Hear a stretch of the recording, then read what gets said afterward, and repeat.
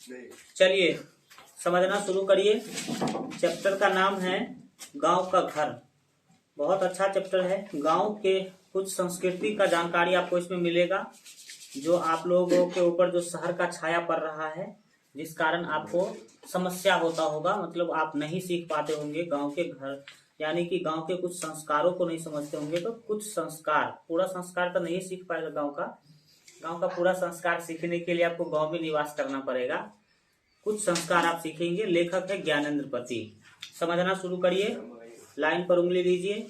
इनके जन्म के बारे में सबसे पहला बात याद रखेंगे, 1 जनवरी 1950 ईस्वी इनका जन्म है। हाँ, नया साल दिन इनका जन्मदिन भी होता है। तो सुबह सुबह नया साल और शाम को ये बर्थडे मनाते होंगे। अब आगे देखिए, जन्म स्थान के बारे में आप याद रखेंगे। 2 किताब तुम्हारे पास ले गया यार, तो दे दो। का है मतलब तुम ये तो बेवकूफों वाला बात। समझना शुरू करिए। जन्म स्थान याद रखेंगे, पथरगामा जगह का नाम है। गोंडा जिला है, झारखंड राज्य में। ठीक है, तो झारखंड का ये रहने वाले थे। इनका जन्म झारखंड में हुआ, ये आप याद रखिए। माता पिता के बारे में याद रखेंगे, सरला देवी माता का नाम और देवेंद्र प्रसाद चौबे इनके पिताजी का नाम है। ठीक है। शिक्षा के बारे में बात किया जाए तो याद रखेंगे, प्रारंभिक शिक्षा गांव के स्कूल में। प्रारंभिक यानी कि 1 से 5 तक जो पढ़ाई किए होंगे वो गांव के स्कूल में ही किए होंगे। BA और MA जो है अंग्रेजी विषय में इन्होंने किया है पटना विश्वविद्यालय से। ठीक है। फिर हिंदी में भी इन्होंने MA किया, यानी कि 2 बार MA कर लिया। 2 विषय में इन्होंने MA किया। ये किया बिहार विश्वविद्यालय मुजफ्फरपुर से। ठीक है, बिहार विश्वविद्यालय मुजफ्फरपुर से इन्होंने क्या किया है, तो MA किया है हिंदी से। पहले तो MA किया था इन्होंने अंग्रेजी से, फिर बाद में हिंदी से भी करने का काम किया। बिहार विश्वविद्यालय मुजफ्फरपुर में है और हम कहते हैं उत्तर बिहार का सबसे बड़ा विश्वविद्यालय है। लेकिन सुविधा बहुत ज्यादा है, लेकिन उसका सेशन हल्का पीछे रहता है, जिस कारण से बच्चे उतना लाइक नहीं करते हैं। कृति मतलब वृत्ति है, कृति नहीं, कृति आगे होगा। वृत्ति समझिए। वृत्ति मतलब पेशा व्यवसाय। क्या किया करते थे, तो बिहार लोक सेवा आयोग द्वारा चयनित होकर, है ना, कारा अधीक्षक के रूप में कार्य करते हुए, बिहार लोक सेवा आयोग जानते हैं ना, BPSC, इसका परीक्षा पास करके इन्होंने कारा अधीक्षक क्या होता है, जो जेलर जिसे आप कहते हैं, क्या कहते हैं, जेलर के पद पर इन्होंने काम किया। कार्य करते हुए कैदियों के लिए अनेक कल्याणकारी कार्यक्रम चलाए। अब कैदी के लिए भी इन्होंने कुछ काम चलाने का काम किया होगा, जिससे कैदी का कल्याण हो, ऐसा काम इन्होंने करने का काम किया। अनंतर नौकरी छोड़कर, अंततः होना चाहिए, नौकरी छोड़कर, है ना, फकल कविता लेखन, नौकरी छोड़ दी लास्ट में और कविता लिखने में व्यस्त हो गए। निवास स्थान देखिए, जन्म कहीं और हुआ है लेकिन निवास स्थान कहीं और है, वाराणसी उत्तर प्रदेश। वाराणसी में ये रहते थे, उत्तर प्रदेश में। इसके बाद है सम्मान। कौन कौन सा इन्हें सम्मान मिल चुका है, तो पहल सम्मान 2006 में मिला। पहला नहीं, पहल। इसके बाद है एक इनका रचना है जिसका नाम है संस्यात्मा। ठीक है, संस्यात्मा के लिए जो है साहित्य अकादमी पुरस्कार 2006 में मिला था। तो एग्जाम में पूछेगा कि ज्ञानेंद्र पति को किस रचना के लिए जो है साहित्य अकादमी पुरस्कार मिला, तो क्या बताएंगे, संस्यात्मा के लिए। किस ईस्वी में मिला, तो 2006 ईस्वी में मिला। कीर्तियां, इनके बुक्स वगैरह का नाम देखिए। एक पहला बुक है आंख हाथ बनते हुए, ये 1970 में रिलीज हुआ था। शब्द लिखने के लिए ही यह कागज बना है, यह किताब जो है 1980 में प्रकाशित हुआ। गंगा तट, ये आप देख सकते हैं 2000 में प्रकाशित हुआ। और संस्यात्मा ये 2004 में प्रकाशित हुआ। देखो 4 में बुक रिलीज होता है, 6 में इनको पुरस्कार भी मिल जाता है, तो कितना फेमस बुक रहा होगा। इसके बाद है भिनसार, तो भिनसार 2006 में प्रकाशित हुआ है। कवि ने कहा जो बुक है ये 2007 में हुआ है। ये सारे के सारे कविता संग्रह थे, कविता का बुक था ये सब।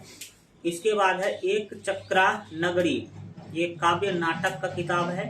पढ़ते पढ़ते, ये गद्य में जो है लिखा गया है 2005 में, यह पढ़ते पढ़ते जो रचना है प्रकाशित हुआ था। अब इनके बारे में 5 मिनट में फास्ट में जो कुछ विशेष बातें हैं समझना शुरू करिए। एक संभावनाशाली युवा। संभावनाशाली युवा का मतलब है जिसके अंदर लोग, जनता बहुत संभावना देखता हो कि यह व्यक्ति ये कर सकता है, ये कर सकता है।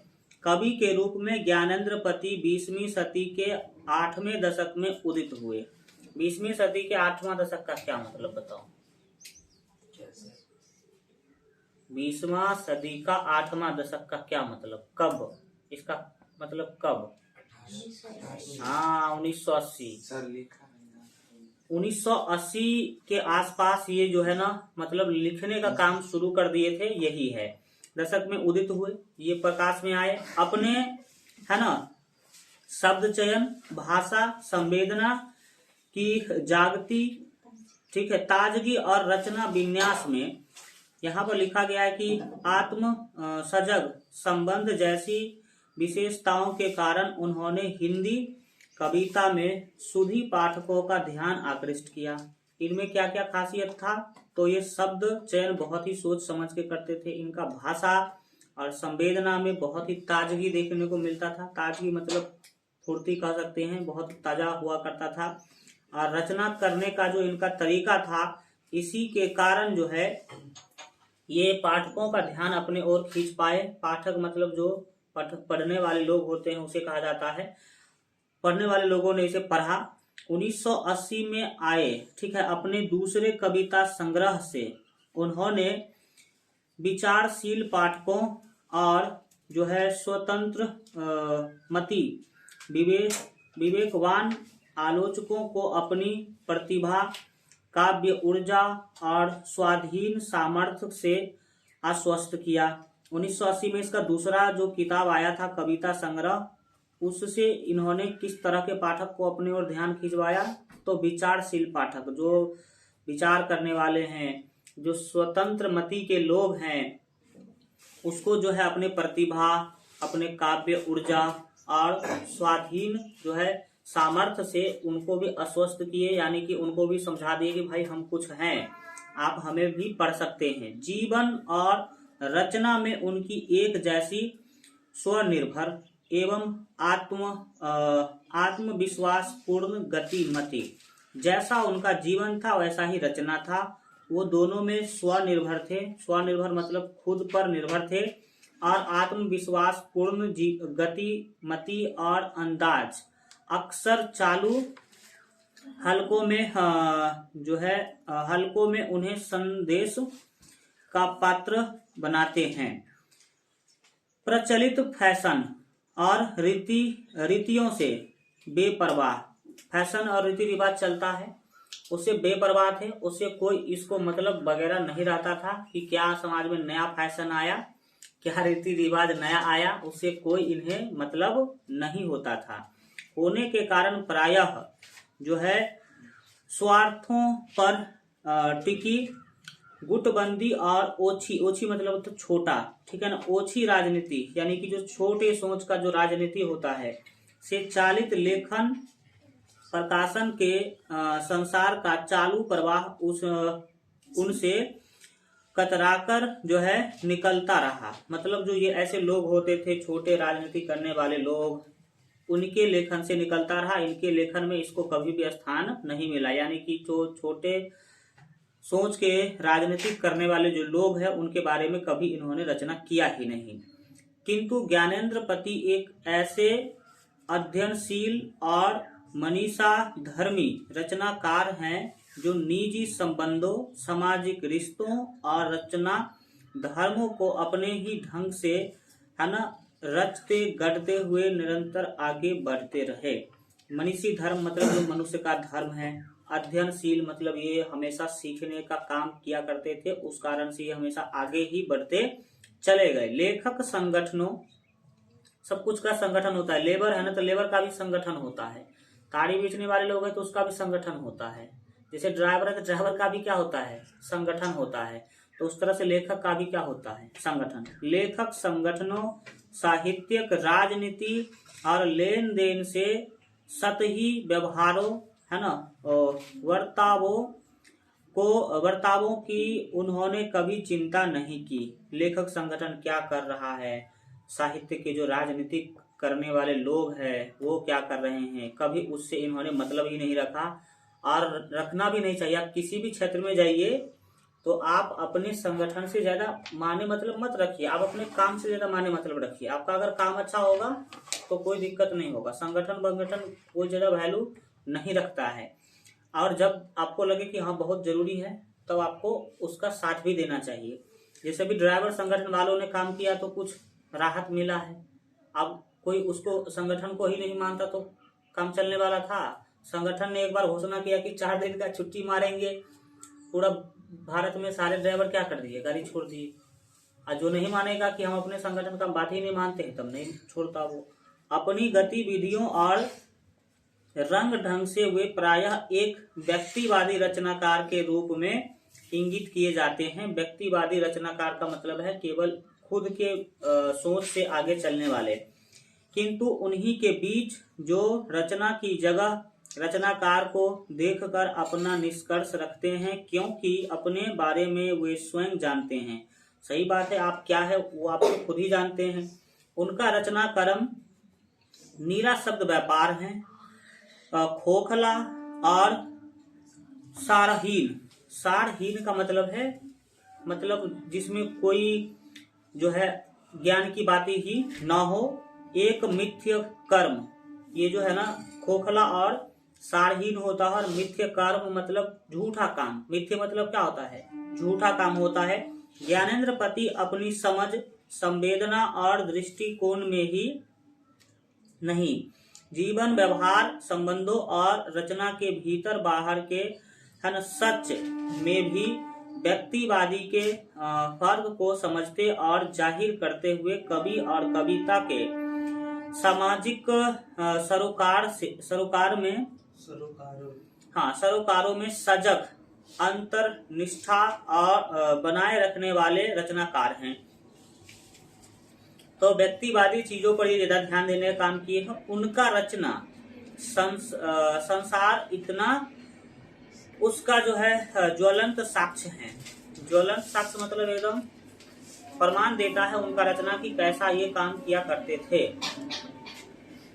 अगला क्या है देखिए, इतिहास, परंपरा और स्मृतियों का ज्ञानेंद्र पति की कविता में एक अद्भुत जो है रचाव बसाव है।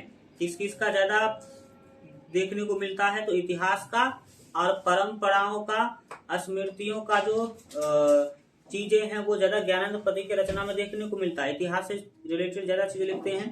परंपरा और आपका गांव का घर भी जो है ना वो एक परंपरा से संबंधित कविता है। इसमें परंपरा को क्या किया गया है, दिखाया गया है, किंतु वह कवि को उसके समय बोध और वर्तमान से विमुख या विच्युत नहीं करता, बल्कि उसे विस्तार देता है और समृद्ध करता है। अगर आप इतिहास से संबंधित लिखते हैं, परंपरा से संबंधित लिखते हैं तो वो आपको खराबी नहीं बल्कि और आपको समृद्ध करता है, यानी कि आपको और आगे बढ़ाता है। कवि के रचना कर्म की उर्मियां और अनुगुंजे दूर तक फैलती हैं। अगर आप ऐसा रचना करते हैं तो आपका जो रचना है ज्यादा दूर तक फैलेगा। उसका समय बोध अधिक प्रशस्त, गुंजान, गरिमामय और व्यक्तित्व संपन्न हो उठता है। ज्ञानेंद्र पति के यहाँ समय बोध और वर्तमान की आंच मंद नहीं पड़ती। ज्ञानेंद्र पति जितने भी रचना करते हैं उसमें समय बोध और जो वर्तमान की चीजें हैं जरूर दिखाया ही जाता है। उसके ताप और प्रकाश में ही स्मृतियां, इतिहास और परंपरा का रचाव बसाव होता है। मूल से उखड़ने और पुनः उससे जा लगने की छटपटाहट की समस्या उनके यहाँ नहीं है। कई लोग क्या होते हैं, अपने मेन चीजों को छोड़ देते हैं और फिर वहां आने के लिए छटपटाते रहते हैं, जो चीज छोड़े उसको पाने के लिए। तो ऐसा इनमें नहीं है। ये हमेशा जमीन से जुड़े लोग होते हैं, क्योंकि उसके साथ निर्णायक रूप में ऐसा कुछ घटित नहीं हुआ। बीत चुके है ना गमबाए और होए जा चुके की पीड़ा और शोक उनकी कविता में है। उनकी कविता में जो बीत जाता है, जो आप गंवा दिए हैं या फिर जो आपका खो गया है, उसके शोक देखने को मिलता है कि आखिर बीते हुए चीजों के लिए जो आपने खो दिया है, जो आपने गंवा दिया है, उसके लिए कितना आपके अंदर दर्द होता है। पर नॉस्टैल्जिया, ठीक है, ये एक आर्तगृहास्तुरता है, यानी कि घरों से संबंधित चीजें हैं, बनकर नहीं एक अनिवार्य दुख विषाद।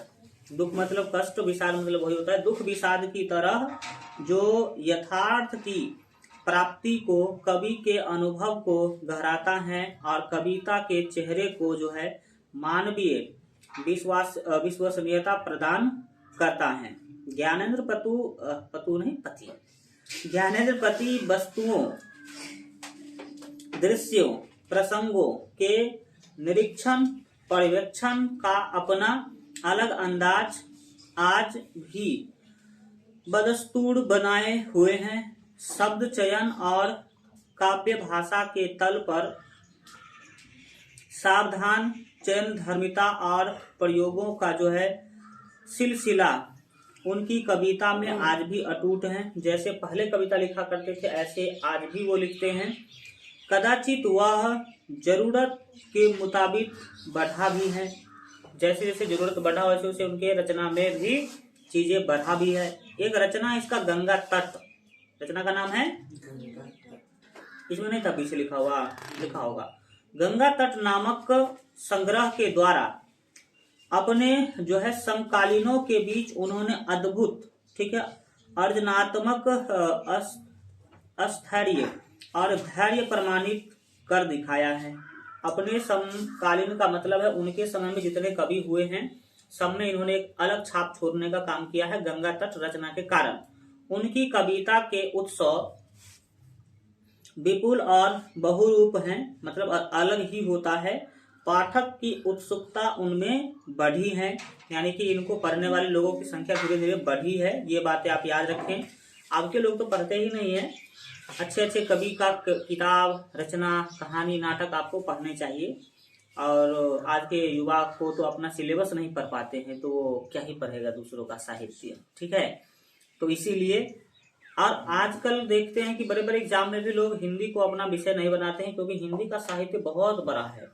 हिंदी का साहित्य बहुत बड़ा होने का मतलब क्या है कि इसका क्षेत्र भी बड़ा है, इसमें लेखक भी ज्यादा है, तो इसमें रचना भी क्या है, ज्यादा है। एक एक लेखक 300 कहानी कविता लिख रखा है।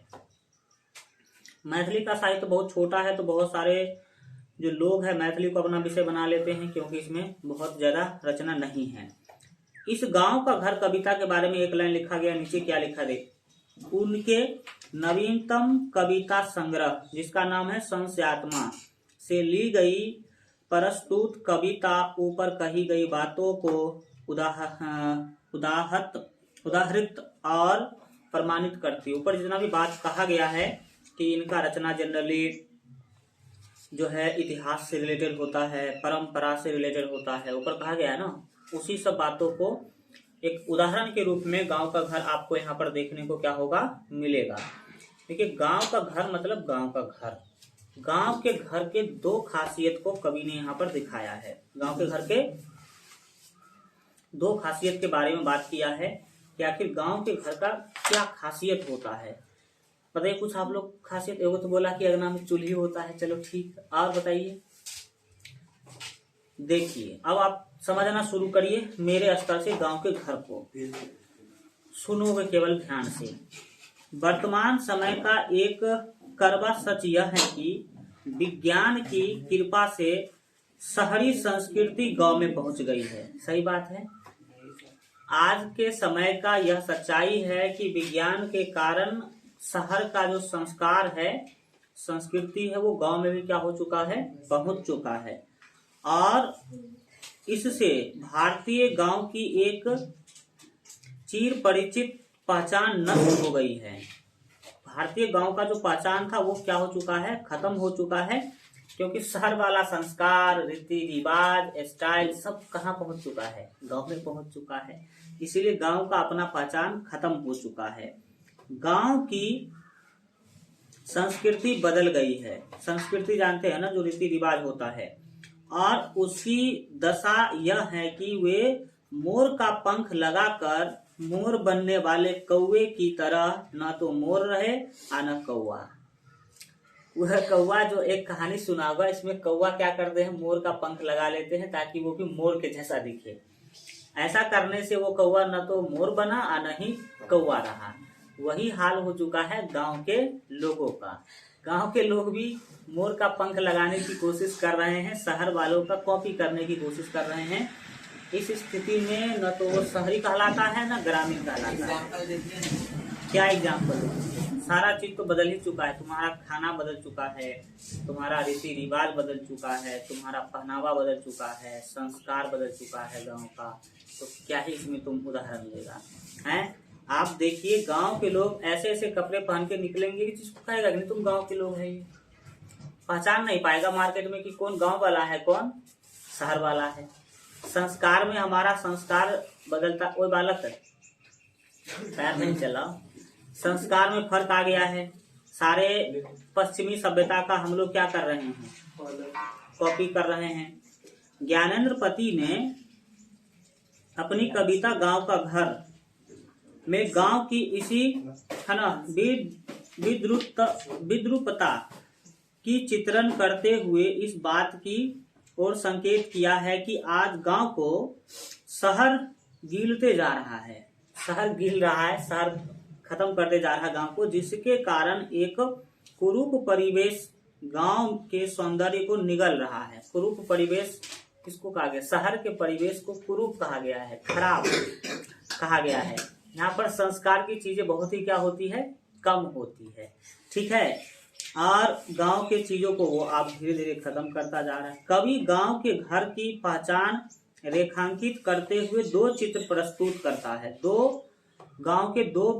गांव का जो घर होता है उसका दो चित्र यहाँ पर दिखाने का काम किए हैं। पहला चित्र क्या है और दूसरा चित्र क्या है वो हम आपको अभी दिखाएंगे। प्रथम चित्र घर के अंतःपुर का है, जहां कमरे के दरवाजे के चौखट पर गृह स्वामिनी की एकाधिक टिकुलियां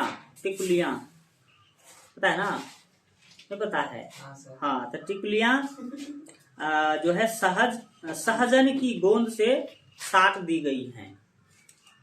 गांव का घर जो है उसका पहला चित्र यह है कि गांव के घर का जो चौखट होता है लकड़ी का, पता है तुम लोगों को, वहां पर आपको गृह स्वामिनी जो घर में महिलाएं हैं उसका एक दो टिकली आपको सटा जरूर दिखेगा। वो भी किसके गोंद से? तो सहजन के गोंद से। पहले वहां पर होता था सहजन के गोंद से टिकलियां साटा करती थी। अब तो देख लो साटता ही नहीं है, झंझटे खत्म। तो वहां पर वो, अब हम बात करेंगे कि क्यों आखिर किया जाता था ऐसा, वहां पर क्यों किया जाता था? चौखट को सुंदर लगने के लिए कि चौखट का ब्याह हो गया उसको टिकली साट दिया? नहीं, ऐसा नहीं है। उसको समझिए कि क्यों आखिर साटा जाता था टिकली। गांव की जो महिलाएं होती हैं उनको बहुत सारा काम करना है, घर मवेशी खेती बहुत सारे कामों में उसको हाथ बटाना होता है, तो बिजी बहुत ही ज्यादा होती है। तो कुछ ऐसे काम होता है जिसमें उसको टिकली उतार के रख देना होता है, कौन उतना झंझट ढोएगा। और उसके पास कोई श्रृंगार बॉक्स नहीं होता है गांव के महिलाओं के पास। ठीक है, आज तो देखो एक अलग से गोदरेज ही बना होता है, उसमें 17 कंपनी का लिपस्टिक, 17 कंपनी का फेयर लवली, पता अलग अलग चीजें रहता है कि नहीं। लेकिन गांव के महिलाओं के पास ये सब सुविधा नहीं होता है। तो वो सोचती है कि हम टिकुली उतार करके जब तक जाएंगे इसको सरिया कर रखने किसी बॉक्स में, तब तक तो कुछ काम कर लेंगे। इसलिए झट से उतारती है, झट से क्या कर देती है, चिपका देती है चौखट में। और जब फिर काम खत्म हो गया तो फिर उठा के क्या कर लेती है, साट लेती है। बस इसीलिए वहां पर टिकली साटा जाता है, चौखट को सुंदर बनाने के लिए नहीं। समझ में आ रहा है? तो ये एक बहुत अद्भुत सीन है जो संस्कार आपको शहर में देखने को मिलेगा ही नहीं। यहाँ की। अब देखो वो लोग जो है कितना श्रृंगार के लिए भी कम टाइम निकालता है, जल्दी जल्दी में चौकेट में ही क्या कर देता है, अपना टिकली रख देने का काम करते हैं। लेकिन शहर में तुमको पता ही है, खाना और श्रृंगार और टीवी, बस और कुछ काम है? कुछ काम नहीं है। इस लोगों को गांव भेजो, धान रोपवाओ, तब इस लोग का हालत खराब होगा। समझ में आ रहा है कि नहीं आ रहा है? देखिए आगे क्या होता है। अब देखिए, ये टिकलियां सौंदर्य विधान के लिए नहीं साटी गई, यानी कि सुंदर बनाने के लिए नहीं साटा गया है। काम करते चलते फिरते जब उन्हें हटा कर रखने की जरूरत पड़ती तो टिकली बिंदी रखने के डब्बे खोजने, उसमें रखने आदि के झमेले से बचने हेतु चौखट पर सुरक्षित समझ वहीं साट दिया, ताकि फिर जरूरत पड़े तो उसी तरह काम करते, ठीक है, आदतन उसे माथे पर साट लिया जाए। वो कौन खोजेगा डब्बा कहाँ रखा, उसमें जाकर के साट रखेगा, फिर डब्बा खोल के तो इस सब झंझट से बचने के लिए वो लोग ऐसा किया करती थी। एक सीन तो ये है। दूसरा सीन, इस कमरे के सामने तक घर के बुजुर्गों को, है ना, जब आना होता था तो खखारते या छड़ी से आवाज करते थे, या स्त्री को अमुक की माँ आदि संबोधन से पुकार कर अपने जो है आने की सूचना देते थे। क्या है समझिए, जब बड़े बुजुर्ग जेठ या ससुर जब घर में प्रवेश करते हैं, अभी तुम लोगों ने इस सीन देखा होगा या नहीं भी देखा होगा। हमारा जो पुराना वाला घर था गांव वाला, कुछ उसका सीन ऐसा था, ऐसा सीन था। इधर से भी घर है, इधर से भी घर है, ठीक है, इधर से भी घर है, ये बाउंड्री है और यहाँ पर ये गेट है, ठीक है, और चारों साइड से घर और बीच में आंगन, ठीक है। ऐसा वाला सीन था मेरे गांव में। अब यहाँ पर जैसे मेरे पिता 7 भाई में सबसे बड़े हैं, ठीक है, ये 7 भाई का यहाँ पर घर था, तो 7 की पत्नियां यहाँ रहती होगी, ठीक है। तो मेरे दादा 2 भाई, तो मेरे दादा तो कभी अगना नहीं जाते थे, कभी नहीं, मतलब कभी नहीं। कभी जो बहुत कोई बड़ा कार्य सब हुआ, पूजा वगैरह हुआ तो उसमें जाते थे। रोज खाने के लिए अगना नहीं जाते, तो उनके लिए खाना दूरा पर ही आएगा। मेरे बड़े दादा रोज जाते थे अगना, ठीक है, और खाने के लिए सुबह शाम खाने के लिए रोज अगना जाते थे। जैसे हाँ, तो मेरे बड़े दादा हो गए, मेरे पिताजी हो गए, तो सब हो गए सबसे बड़े लोग। अब घर है, गांव का घर है, जिसमें महिलाएं होती हैं, अपने अपने किसी न किसी कामों में लगी होती है, जैसे तैसे छीट छाट के बैठी होती है। तो जब कोई जेठ या कोई ससुर वगैरह अंदर आएंगे तो वो डायरेक्ट नहीं घुसेगा, यहाँ पर गेट पर रुकेगा, खोखी करेगा या छड़ी पटक करके सूचना देगा कि मैं आ गया हूँ, या जो बच्चे हैं उसका नाम लेगा, ठीक है, सोनू या सोनू की माँ ऐसे आवाज करेंगे। तो ये चीजें जो है हमने देखा है, ठीक है। और जैसे ही आवाज सुना कि सब महिलाएं झटपट क्या हो जाती हैं, अपने अपने पर्दा में छिप जाती है। समझ में आ रहा है? ये एक संस्कार है, तो लोगों ने देखा है, होता होगा, लेकिन शहर में ये सब चीजें नहीं होती है। तो वही दूसरा सीन इसमें दिखाया गया है कि ऐसा भी गांव के घरों में होता है। दूसरी बात क्या है, अब देखिए, जो है सूचना दे देते थे कि आ गए हैं। यह एक शिष्टाचार भर ही नहीं, ये केवल शिष्टाचार ही नहीं है, हमारा संस्कृति भी है यह, ठीक है। और तुम लोग भी सीख लो, तुम लोग भी कहीं जेठ या ससुर बनना तो ये रीति रिवाज अपनाना है। क्या तो मुझे देख पाएगा, तो यही बात है। आगे देखिए क्या है, कारण स्पष्ट था।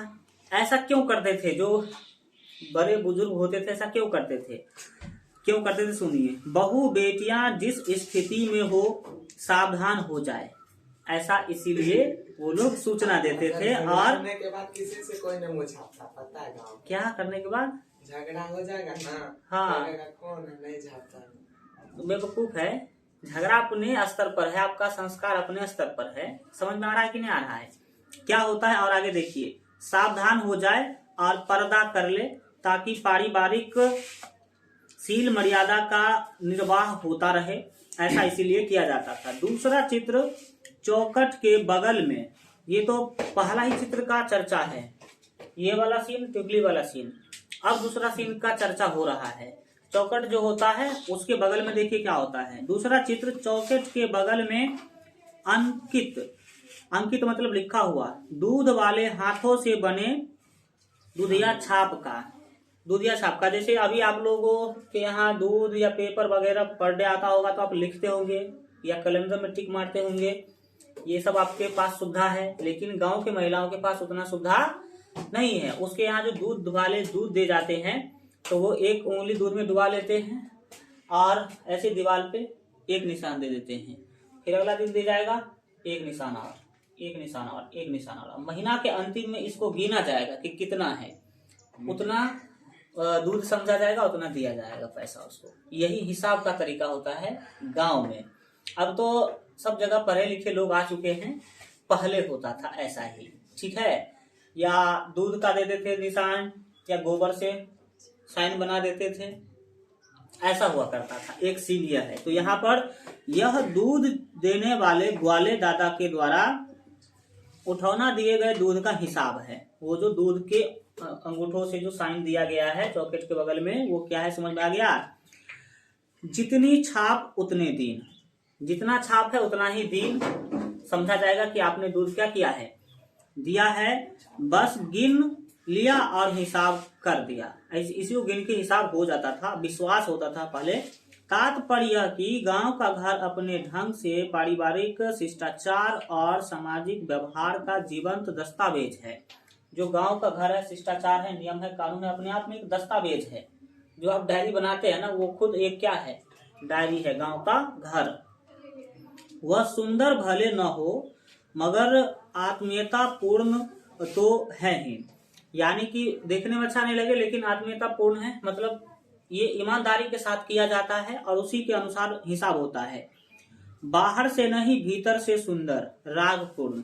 गांव का घर बाहर से देखने में तुमको झोपड़ी ही लगेगा, लेकिन अंदर से उसमें बहुत सारा नियम कानून रीति रिवाज का सुंदरता होता है। गांव के इस घर को धीरे धीरे शहरी संस्कृति ने निगल लिया। गांव के घर को शहर का संस्कृति क्या कर चुका है, धीरे धीरे निगल चुका है। वहां बिजली की लाइनें तो आ गई मगर बिजली नहीं आती। कई ऐसे गांव अभी भी है। हमारे गांव में बोला जाता है 1985-86 में ही बिजली का खंभा लगा दिया गया था और 1-2 महीना चला था, फिर बंद। फिर 2004 में लगाया गया और 2004 से फिर क्या हो रहा है, बिजली चल रहा है मेरे गांव में। तो वही बात कहा जा रहा है कि बिजली के खंभे तो लगा दिए लेकिन लाइन नहीं आते हैं, ये बिजली नहीं जलती है। इसलिए बिजली उपयोग की नहीं, शोभा की वस्तु है। गांव में बिजली उपयोग की वस्तु नहीं, सुंदरता बनाने के लिए आता है। लालटेन है मगर प्रायः रखी रहती है, वो जलाया नहीं जाता है। लाचारी में कभी कभी जलाई जाती है। बेटे के दहेज में मिलने के कारण टीवी भी शहर से गांव पहुंच गया है। कौन चीज, टीवी। गांव में टीवी की कोई चीजें नहीं होती थी। मनोरंजन के लिए लोग लोकगीत गाया करते थे, आल्हा रुदल का गीत, या फिर जो कोई नाटक वगैरह खेला करते थे। अब उसके स्थान पर गांव में भी क्या पहुंच चुका है, हम हमारे गांव में सब छत पर छत्ता देखते हैं, ठीक है। जिसके घर में 3 गो पतो है तो 3 गो छत्ता, मतलब तीनों एक जगह बैठ के नहीं देखेगी, अपने अपने घर में देखेगी, ठीक है। तो वो सिस्टम अभी गांव में भी पहुंच चुका है, लेकिन मेरे घर पे नहीं है। आप टीवी भी ठीक है, सूचना की चीजें हैं, लेकिन जिस घर में बच्चे पढ़ने वाले उसमें टीवी मत लगाइए, नहीं तो आपका बच्चा कभी नहीं पढ़ पाएगा। कुल मिलाकर स्थिति यह है कि रात उजाले से अधिक अंधेरा उजले, ठीक है। अंधेरे में छोड़ दिए जाने वाले भाव से भरती, ऐसे लगता है कि आपको अंधेरा में छोड़ दिया गया है। अब गांव से छोटी चैत, बिरहा तथा आल्हा जैसे है ना लोकगीत का जो है लोकगीत समाप्त हो गया है। कौन कौन सा लोकगीत, चैता गाना गाया जाता था, चैत के महीना में लोग गाया करते थे। होली गाते थे लोग, जैसे कि फागुन आया तो पूरे फागुन महीना होली गाया जाएगा। मेरे ही दूरा पर लोग जुटते थे वहाँ पे, ढोलक बाजा बजाने वाला सारा सिस्टम है मेरे दूरा पे। तो वहाँ पर लोग आते थे, आंगन में मतलब वो झट्टा होता है ना, वो छीट दिया जाता था।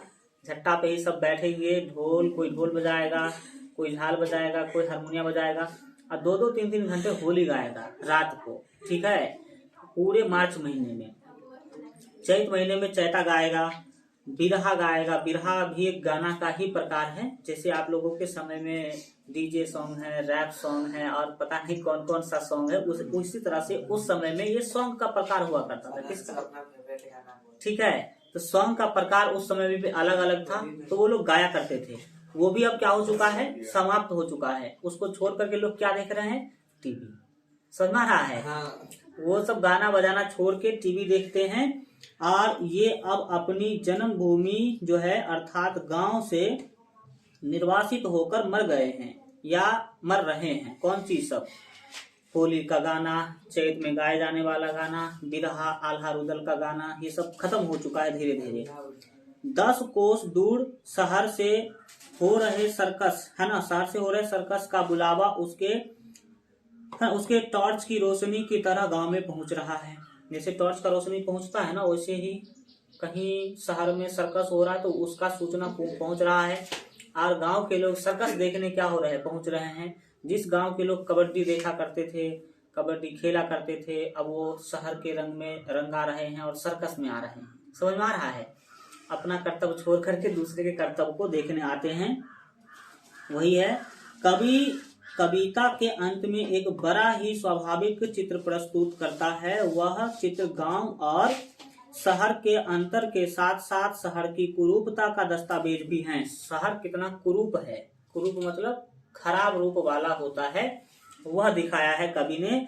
कवि के अनुसार गांव को गिलने वाले शहर अपनी चकाचौंध में रोशनी से गांव के लोगों को बुलाते हैं। सही बात है। देखो गांव के कितने लोग शहर में बसने के लिए मार कर रहा है, सब तो गांव वाला ही है इस मोहल्ला में, तो सबको लगता है। और ये सब क्यों आए हैं? शहर का चकाचौंध देख करके आए हैं। शहर में किस चीज की चकाचौंध है देख ही लो, और उससे लोग गांव के खींचते आ रहे हैं शहर में बसने के लिए। शहर वाले से पूछो तो उसका मन खराब हो चुका है, वो गांव जाना चाहता है। गांव जाना चाहता है कि नहीं? तो यही चीजें हो रही, इस लोगों का भी कभी न कभी हाल खराब होगा, फिर ये अपने गांव को क्या हो जाएंगे, लौट जाएंगे। वहां अस्पतालों और अदालतों का कुरूपता तथा शोषण से भरा कुरूप वातावरण है। शहर में अस्पताल और जो अदालत है उसको कवि ने कुरूप बताया है, खराब स्थिति बताया है, और ये शोषण के स्थान होते हैं। अदालत में क्या होता है, झूठ फूस का पैसा आप खर्च करते रहिए। इसके रुंधते गंधते अमित्र परिसर का इतना रूप इतना भयावह है कि अनुभव करते ही गांव की रीढ़ में झुरझुरी व्याप्त हो जाती हैं। इसमें गांव शहर में इतना जो है ना गंदगी फैला हुआ है कि आप उसके परिसर में जो गंध है वो आप सहन नहीं कर पाएंगे, और गांव के लोग ऐसे ही भिनकते रहते हैं। शहर वाले तो फिर भी अपना जिंदगी चलाते हैं, लेकिन गांव के लोग कभी शहर आते हैं तो उसको यहाँ का गंध समझ में नहीं आता है, और वो अकलाते रहते हैं, भागने की कोशिश करते रहते हैं। यही है गांव का घर। अब देखिए कविता का लाइन पकड़िए, सब कुछ वही लिखा गया होगा। देखिए क्या है, गांव के घर के अंतःपुर की वह चौखट का चर्चा हो चुका है, जिस पर टिकली क्या किया गया है, साटा गया है। टिकली साटने के लिए सहजन के पेड़ से छुड़ाई गई गोंद का गेह वह, ठीक है। तो सहजन के गोंद से जो टिकली साटा गया है उसका सीन है। वह सीमा कौन सीमा? जिसके भीतर आने से पहले खास कर अपना, ठीक है, खास कर आना पड़ता था बुजुर्गों को। ये ना सीमा है, जिससे अंदर आना है तो आपको क्या करना है, खास के अंदर क्या होना होगा, आना होगा। खास कर आना पड़ता था बुजुर्गों को, है ना। खराऊ खटकानी पड़ती थी या खबरदार की। खराऊ मतलब जो चप्पल होता था पहले, ये नहीं चमड़ा वाला होता था, वो लकड़ी वाला चप्पल को खराऊ कहते हैं। नहीं देखा कभी? देखा है ना, राम जी का। हाँ राम जी का है जो है, तुम रामे जी का देखा होगा, इधर तो कोई पहनता नहीं है जो तुम देखेगा, ठीक है। तो वो लकड़ी वाला जो चप्पल हुआ करता था, ऐसे पटकते थे ताकि सूचना मिल जाए, वो लोग खबरदार हो जाए कि कोई गेट पर आ चुका है, ठीक है। और प्रायः तो उसके उधर ही रुकना पड़ता था, जनरली यहाँ पर ही खड़ा होना पड़ता था। जब लगता था कि अंदर में बहुत ज्यादा समस्या है तो वो वहीं पर खड़ा रहेंगे, और जब स्थिति अंदर में सही हो जाएगा तो कोई बुलाएंगे कि हाँ अब आ जाइए, तब आते हैं। समझ में आ रहा है?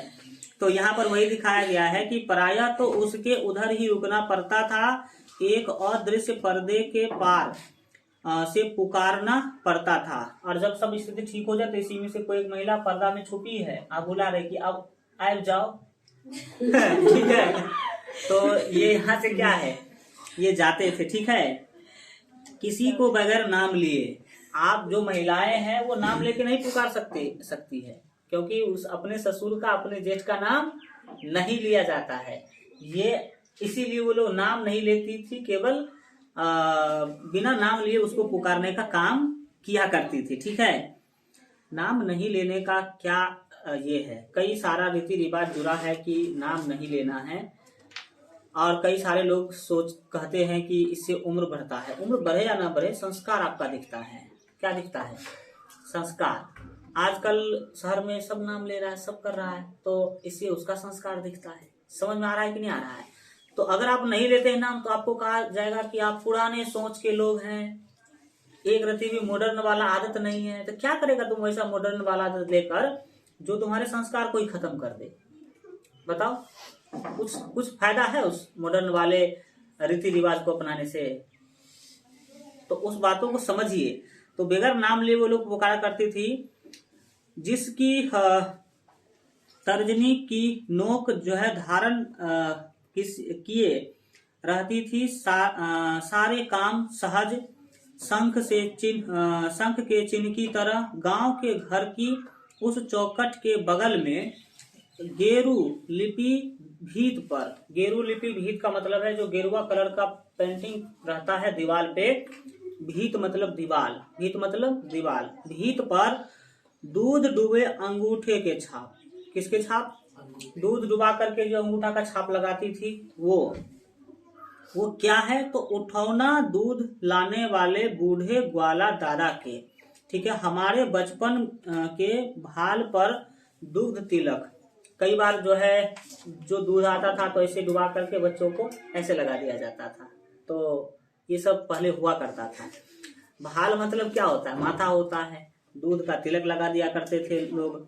महीने के अंत में गिने जाते एक एक कर, ये जो दूध का निशान है महीने के अंत में गिना जाता था, और जितना हुआ उतना दूध का हिसाब माना जाता था। गांव का वह घर अपना गांव खो चुका है। गांव का जो वह घर है वो अपना स्थिति, अपना सुंदरता, रीति रिवाज खो चुका है।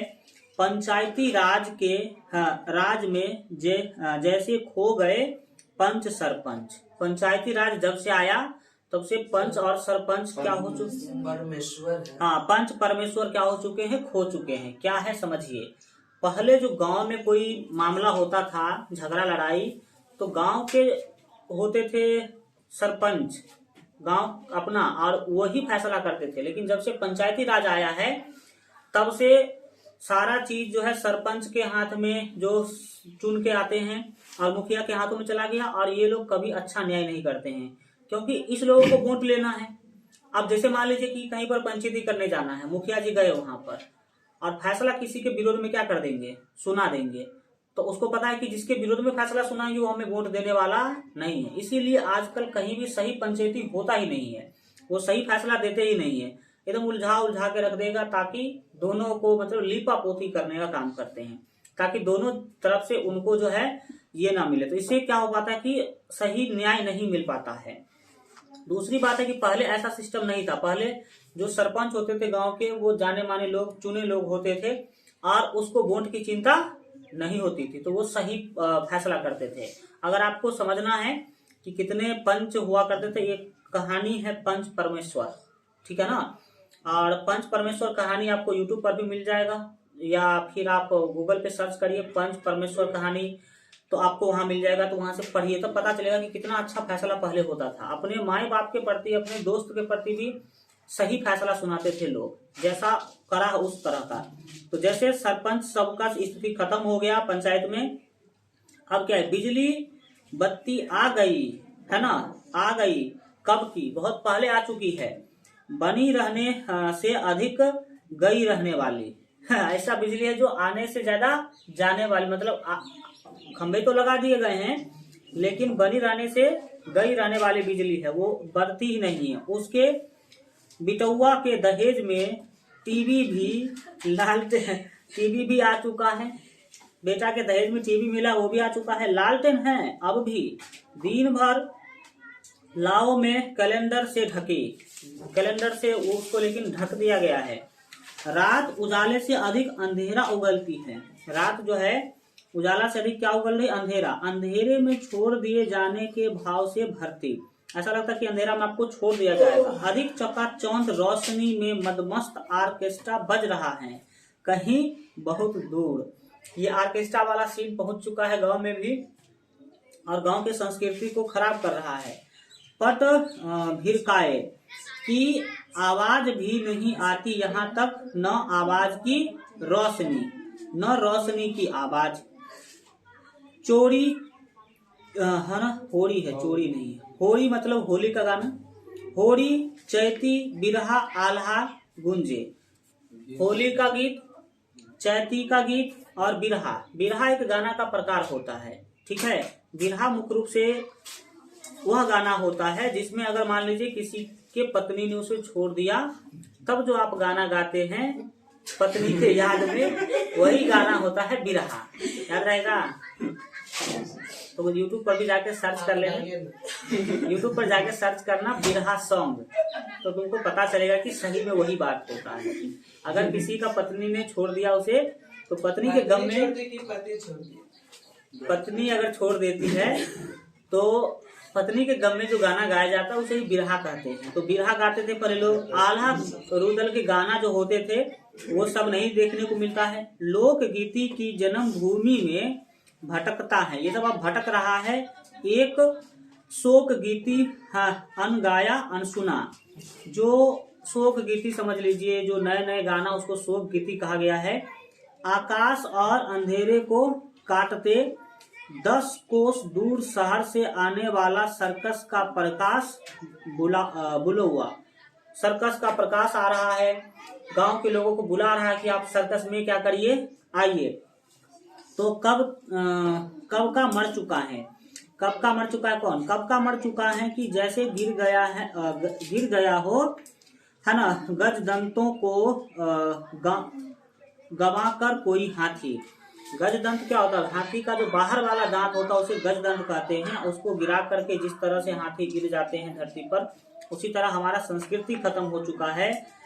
रेते हुए उन दांतों की जरा सी जो है धवल धूप पर छीज रहे जंगल में, लीलने वाले मुंह खोले, लीलना नहीं गिलना होना चाहिए, मुंह खोले शहर में बुलाते हैं सब। बस जो शहर है वो चकाचौंध कर रही है और सबको बुला रही है गीलने के लिए। गांव के संस्कृति को गील गया शहर, ऐसा समझ सकते हैं। अदालतों और अस्पतालों के, है ना, फैले फैले भी रुंधते गंधते अमित्र परिसर। अदालत और अस्पताल का जो परिसर है वो एकदम गंध से, कचरा से भरा हुआ है, वहां पर लूटा जा रहा है। सीधा समझ लीजिए कि जिन बुलौओं से गांव के घर की रीढ़ झुरझुराती है। गांव के घर का समझ लो कि रीढ़ ही क्या हो चुका है, टूट चुका है, वहां के सारे संस्कृति खत्म हो चुके हैं। तो ये है आपका क्या चीज, गांव का घर। तो गांव के घर के बारे में देखो, ये कविता कहानी के ऊपर से संस्कार के लिए, कुछ सामाजिक ज्ञान के लिए, परीक्षा तो है ही। अब जो व्यक्ति इतना सारा संस्कार को अपने जीवन में अपनाएगा तो वो कहीं नहीं महान बन जाएगा, बताइए। तो ठीक है, इसके बाद हम आगे बात करेंगे। हाँ, क्या बताइए।